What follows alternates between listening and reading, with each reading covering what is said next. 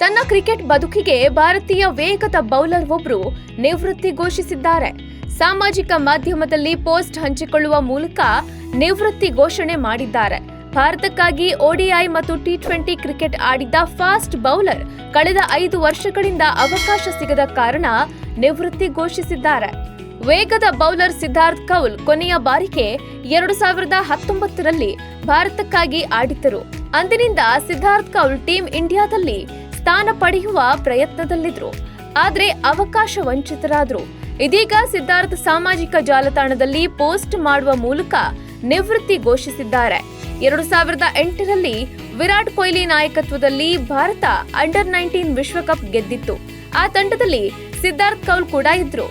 Siddharth team India ಪರ 3 ODI ಮತ್ತು 3 T20 ಪಂದ್ಯಗಳನ್ನ ಆಡಿದ್ದಾರೆ. IPLನಲ್ಲೂ ಅದೃಷ್ಟ ಪರೀಕ್ಷೆಗಿಳಿದಿದ್ರು. ಸಿದ್ಧಾರ್ಥ್ 2018ರಲ್ಲಿ ಐರ್ಲೆಂಡ್ ವಿರುದ್ಧ ತಮ್ಮ ಮೊದಲ ಅಂತಾರಾಷ್ಟ್ರೀಯ T20 ಪಂದ್ಯವನ್ನ ಆಡಿದ್ರು. T20 ಕ್ರಿಕೆಟ್ನಲ್ಲಿ 4 ವಿಕೆಟ್ಗಳನ್ನ ಕಬಳಿಸಿದ್ದಾರೆ. ಏಕದಿನದಲ್ಲಿ ಒಂದೇ ಒಂದು ವಿಕೆಟ್ ಪಡೆಯಲು ಸಾಧ್ಯವಾಗಲಿಲ್ಲ. ಸಿದ್ಧಾರ್ಥ್ ಕೌಲ್ IPLನಲ್ಲಿ Kolkata Knight Riders, Delhi Daredevils, Sunrisers Hyderabad ಮತ್ತು ರಾಯಲ್ ಚಾಲೆಂಜರ್ಸ್ ಬೆಂಗಳೂರು ಪರ ಆಡಿದ್ದರು. IPLನಲ್ಲಿ 55 ಪಂದ್ಯಗಳನ್ನ ಆಡಿದ್ದು 58 ವಿಕೆಟ್ಗಳನ್ನ ಪಡೆದಿದ್ದಾರೆ.